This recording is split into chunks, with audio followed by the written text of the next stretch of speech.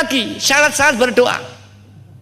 Mbak Yai sering menuntut kita, orang berdoa syaratnya satu, harus ada rasa membutuhkan kepada Allah, rasa membutuhkan pertolongan Allah Subhanahu wa taala, dan rasa ketergantungan kepada Allah, bukan hanya butuh. Dan tingkat kebutuhan itu harus ditingkatkan, bukan sekedar butuh, tapi sangat butuh, bahkan sangat tergantung. Jika tidak ditolong kita mati. Mbah Yai sering menggambarkan ketergantungan atau kebutuhan kita itu seperti kebutuhannya orang yang tenggelam di sungai. Orang yang tenggelam, sudah tenggelam muncul, itu orang yang sangat membutuhkan pertolongan. Jika satu detik tidak ditolong, dia mati. Rasa butuhnya orang yang tenggelam atas pertolongan itu yang harus kita terapkan. Kalau kita berdoa harus punya perasaan membutuhkan pada Allah sebagaimana butuhnya orang tenggelam di sungai tadi, para hadirat. Apabila bisa mencapai tingkat ini, para hadirat, sudah tidak kelingan apa-apa orang itu, maka ijabah. Ini rasa butuh. Kemudian di samping itu, para hadirat, di samping rasa butuh tinggi, kita tawakal, menyerah. Kita butuh tapi memaksa, ini suul adab, para hadirat. Kita mohon kemudian tawakal, menyerah, monggo ya Allah diijabahi, monggo, tidak kita hanya lillahi ta'ala, tapi kami butuh ya Allah, jika kau tidak tolong sedetik saja aku hancur nanti. Ini tawakal, para hadirat. Yang kedua, tidak tadbir, tidak mengatur Tuhan. Aku minta ini Tuhan biar begini, jangan mengatur. La tadbiru nafsaka wa yudbiru alaika. Janganlah kau mengatur dirimu sendiri, sedangkan Allah sedang mengatur dirimu, para hadirat. Jika Allah sedang mengatur kemudian diikut campuri oleh kita, Allah akan melepaskan dan kita diserahkan pada diri kita sendiri, alias kita suruh mandiri. Yang ketiga, jangan tawakal arwibo. Kita di samping tawakal, kemudian saya butuh, ini ridho. Apapun yang dikodar Allah harus ridho. Ini merupakan cobaan, mungkin ini yang terbaik. Kita jangan mengatur, kalau nggak diijabai, ini yang terbaik. Insya Allah. Apabila syarat-syarat ini telah dipenuhi para hadirat, ini insya Allah ijabah Allah Subhanahu wa taala akan dapat dijaga nih, para hadirat. Allah hadirat yang kami hormati, itulah mengapa kelebihan-kelebihan orang yang usul kepada Allah, bahkan kebersihannya, nilai ibadahnya tadi digambarkan sebagai yang disampaikan oleh Kejuan tadi, laisa fi jannatin na'imil a'la illa min na'imil ahlil mahabbah wal ma'rifah. Tidak ada satu surga yang paling mulia, paling tinggi, kata Allah SWT, ini dalam hadis qudsi, kecuali surganya wong ahli ma'rifat dan ahli mahabbah kepada Allah wa Rasulullah sallallahu alaihi wasallam. Bukan itu. Tapi ingat, para hadirat, kalau kita sudah mengatakan aku ahli ma'rifat, ahli mahabbah, saya berjuang di wakidiyah membicarakan ma'rifat dan mahabbah, ingat, belum tentu.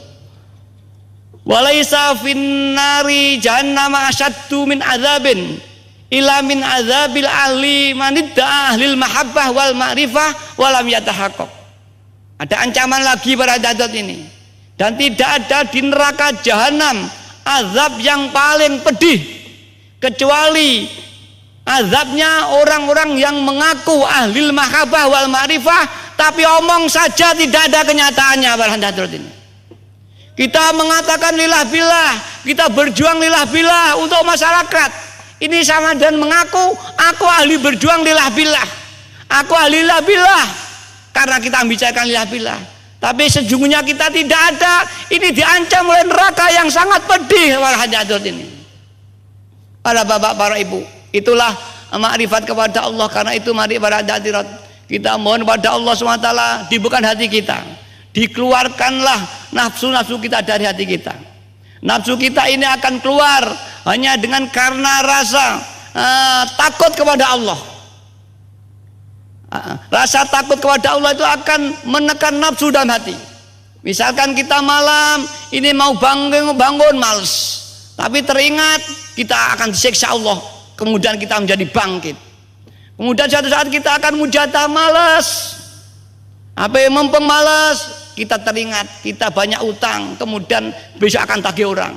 Karena ingin diberi Allah mempeng lagi. Maka dua, untuk menekan nafsu syahwat, yaitu rasa takut kepada Allah, kepada siksa-siksanya Allah. Yang kedua, rindu kepada nikmat dan fadlnya Allah. Kalau kita memalas, ingatlah kebutuhan kita kepada Allah, pasti bangkit para hadirin. Ingatlah siksanya Allah, bangkit. Memang harus demikian. Ketika kita enak, biasa sulit no ibadah, tapi ketika kita dicoba, makin bangkit. Para hadirat yang kami hormati, mari para hadirat, cara-cara ini sudah diberikan bahayai, mari kita terapkan. Kita jangan-jangan hanya orang yang mengaku, tapi juru penghuni neraka jahanam. Para hadirat, Al-Fatihah. Al-Fatihah. Para hadirat, insya Allah, kalau sungguh-sungguh kita dimanapun akan pertolongan, banyak pengalaman rohani di mana aja. Kalau kita ada kesulitan, baca ya Sayyidi ya Rasulullah hadir menolong kita. Orang yang ke Malaysia pernah ketika itu perahunya akan tenggelam, ada orang 20 diterpa oleh badai luar biasa. Kemudian ada salah satu itu ada yang menjerit ya Sayyidi ya Rasulullah, menangis. Spontan saat itu para hadirat, anginnya reda dan tenang kembali para hadirat. Ini pengalaman rohani banyak sekali. Mari, kalau saya di dunianya tidak pernah hubungan dengan Rasulullah SAW, tidak pernah memanggil-manggil, kemudian kalau ada kesulitan baru manggil, jangan harapkan untuk dijabahi oleh Allah SWT.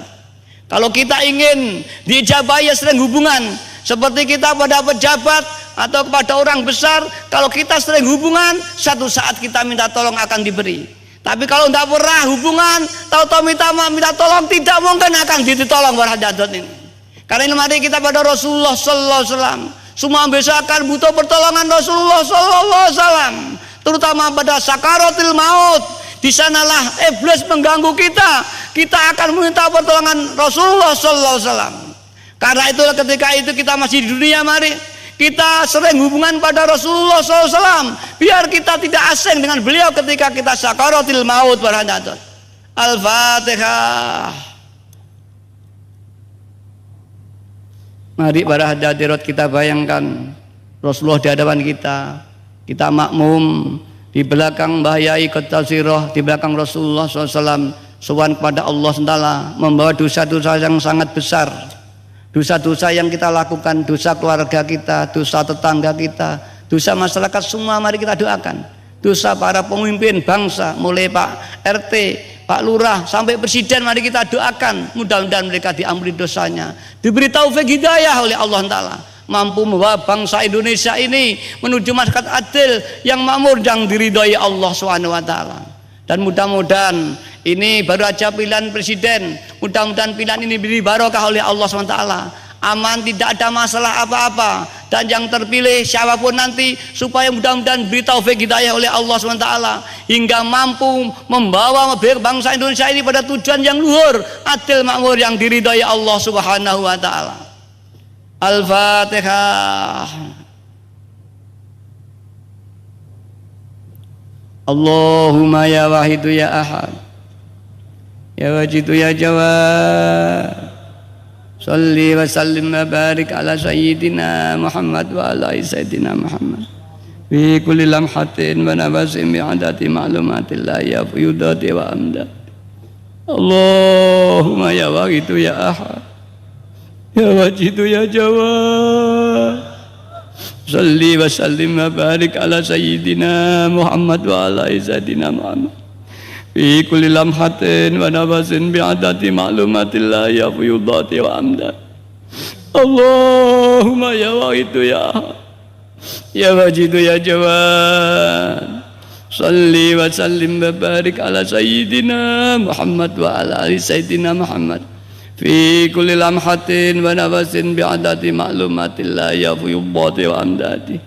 Allahumma ya wahidu ya ahad, ya wajidu ya jawad, salli wa sallim wa barik ala sayyidina Muhammad wa ala sayyidina Muhammad fi kulli lamhatin wa nafasin bi'adati ma'lumatillah ya fuyudati amdati.